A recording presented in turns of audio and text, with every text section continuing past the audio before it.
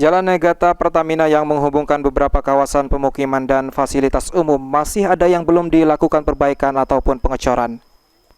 Kondisi ini menjadi perhatian warga dan Pertamina menyatakan siap melakukan perbaikan asal ada usulan resmi dari warga. Kepala SKK Migas Sumbaksel Yunianto mengatakan setiap usulan pasti ditindaklanjuti.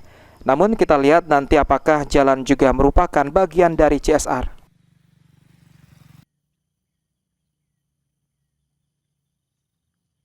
Usulan kan harus melalui serangkaian rencana kerja dan anggarannya kan.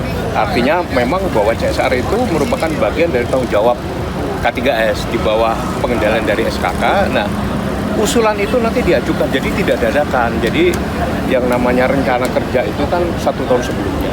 Ya, tolong kalimat positif lah. Akan ada kelanjutan. Jadi jangan seolah-olah tidak ada kelanjutan gitu loh. Nah ini namun kembali bahwa semua itu tergantung daripada usulan dan anggaran. Kita akan memang K3S ini merupakan bukti nyatanya lah bahwa ini CSR ini akan berjalan setiap tahun. Ya, termasuk ini juga Pak, Jalan Negata itu kan baru separuh nih dari Pertamina. Apakah akan ada tindak lanjut lagi dari Pertamina? Kalau jalan ada itu usulan, saya nggak tahu. Itu mungkin kalau ada usulan memang akan tidak ditindaklanjut. Tapi itu saya nggak tahu apakah bagian dari CSR ya. Nanti kita lihat ya. Ya. Nanti kita lihat lah. Kita lihat Nanti kita siap mendukung program. Siap mendukung Pak, pasti mendukung. Karena membawa efek positif lah bagi masyarakat sekitar tentunya. Saya rasa itu Pak.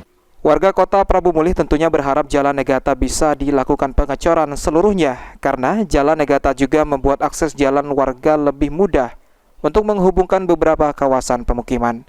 Anggi Perkasa, PAL TV.